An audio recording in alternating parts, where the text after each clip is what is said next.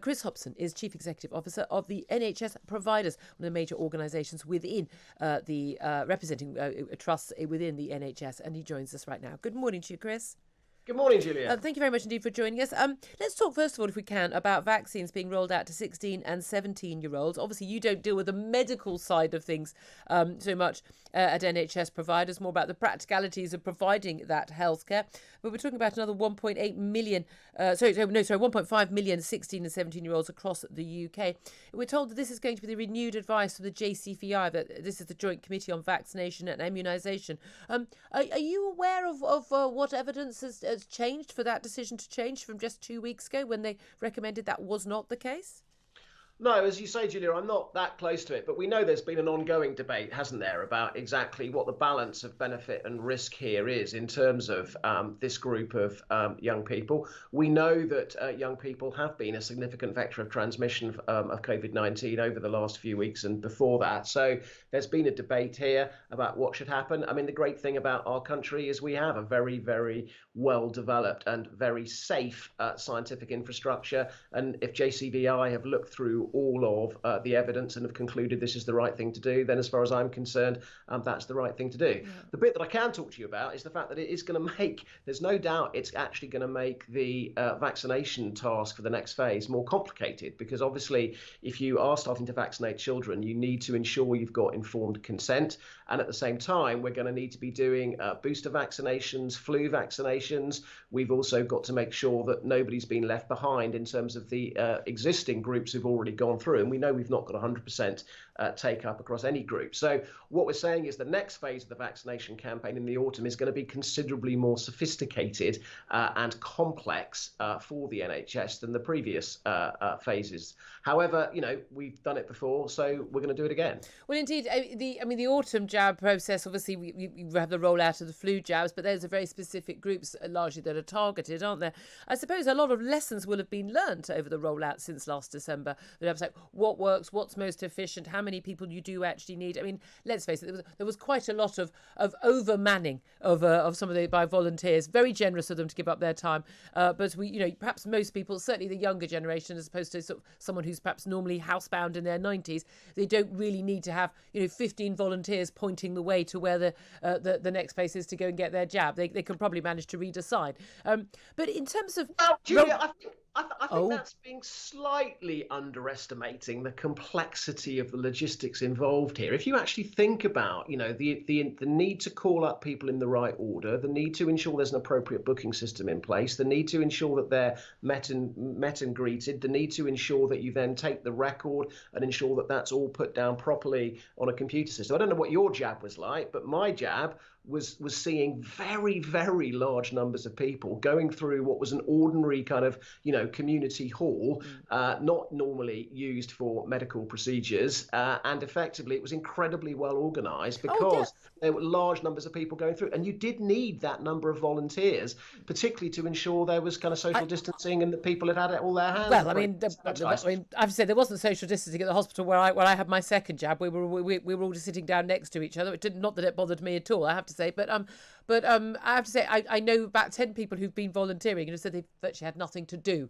where they were doing it. I'm not having a go at the NHS for this. People giving up their time and volunteering, all credit to them. But lessons will have been learnt about what we need to do and where we need to go. But I mean, this is the thing. If we are now going to be focusing on 16 and 17-year-olds getting the jab, given that 16 and 17-year-olds, whether they're getting the virus or not, are at infinitesimally small risk of dying or being hospitalised with COVID, unless they are, unless they are very, very vulnerable. And those very, very vulnerable 16 and 17-year-olds will already have been eligible for the jab already.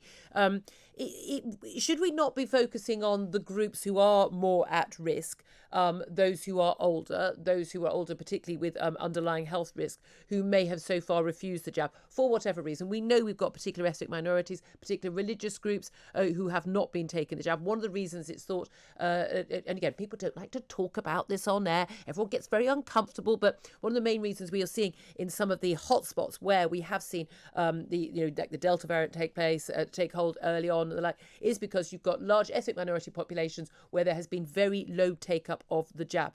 Should we not be focusing all of the NHS resources on encouraging cajoling, educating, informing those groups rather than putting the jab into perfectly healthy, at infinitesimally small risk 16 and 17-year-olds? It's not either or, it's both and. We know we do need to vaccinate 16 and 17-year-olds because, as I was saying earlier, Julia, all the evidence shows that younger people have been a significant vector of transmission. So it's not just about the impact on those individuals in terms of illness or hospitalisation. It's also the fact that they are a considerable source of transmission. They're young people who are out and about who've not been jabbed, Yeah, exactly. so they're more likely to get the disease. But we also know that immunity is conferred, it's thought much more strongly by actually having COVID if they're at very low risk of COVID. I mean, very low risk. And the JCVI only two weeks ago was saying that actually the risk of the jab for a healthy 16 or 17-year-old or a 12-year-old was actually, they thought, possibly higher than the risk of any problems from COVID itself.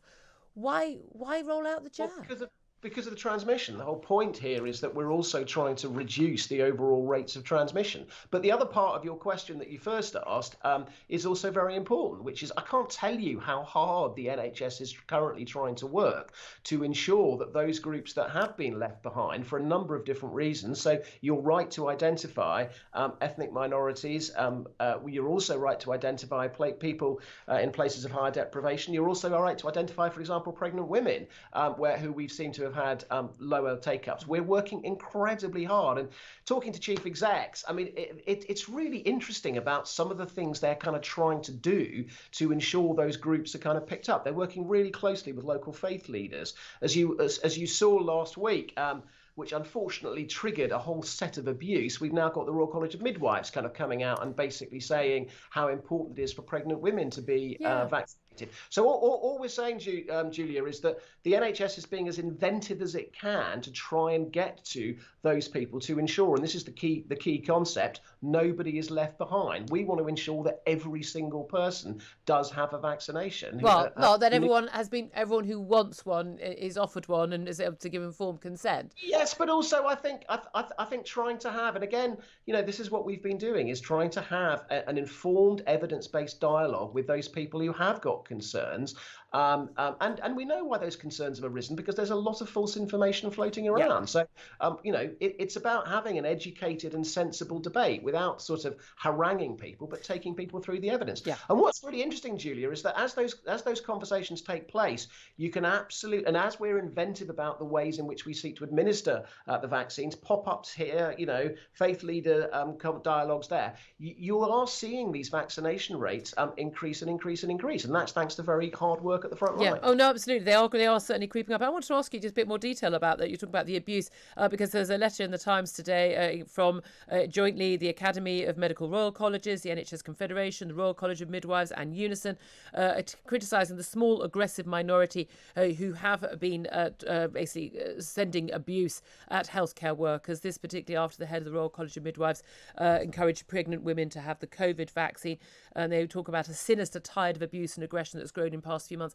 I got a load of abuse and quite unpleasant tweets from people yesterday when I tweeted out, mainly because an awful lot of my colleagues here at Talk Radio have got a lot of very young people, and they're in their 20s, desperate to get their second jab, able to get their first jab the moment they were able to.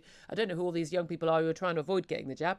They would like to be able to go on holiday abroad. They don't want to carry a vaccine passport here in the UK, but if another country requires a double jab to get there, then they are willing to do that. And they've been trying to get their second jab moved forward so they can get it. And he tweeted out, look, anyone know where in London, where we're based, you can get these second jabs.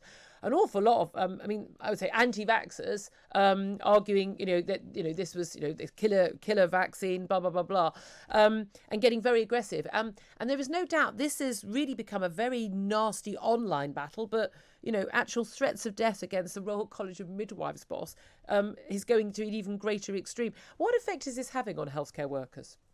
Well, I was very pleased to sign the letter too, because I've been on the subject of some abuse when I've effectively put what I hope is a kind of calm and evidence-based approach to things. And there's no doubt, Julia, that there is a small minority of people who feel incredibly strongly about this, but it tips over for those people into a combination of kind of online abuse, email abuse, but also crucially in terms of frontline staff. We know that, frontline staff are, for example, being saying to people, look, look, you can't come in to our hospital without a face mask and without hand sanitizer, because we've got very vulnerable people here, and they are being abused and in some cases even physically attacked.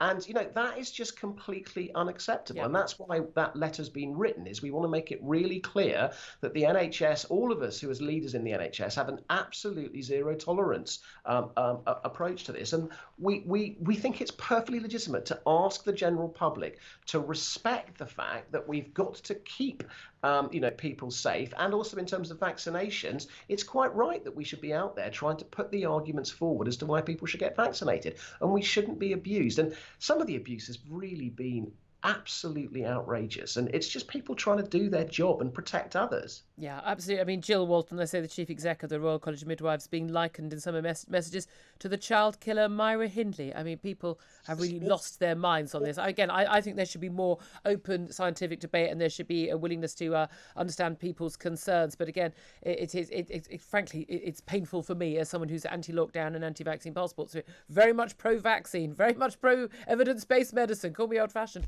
Chris Hopson, always good to talk to you, Chief Executive Officer of NHS Providers.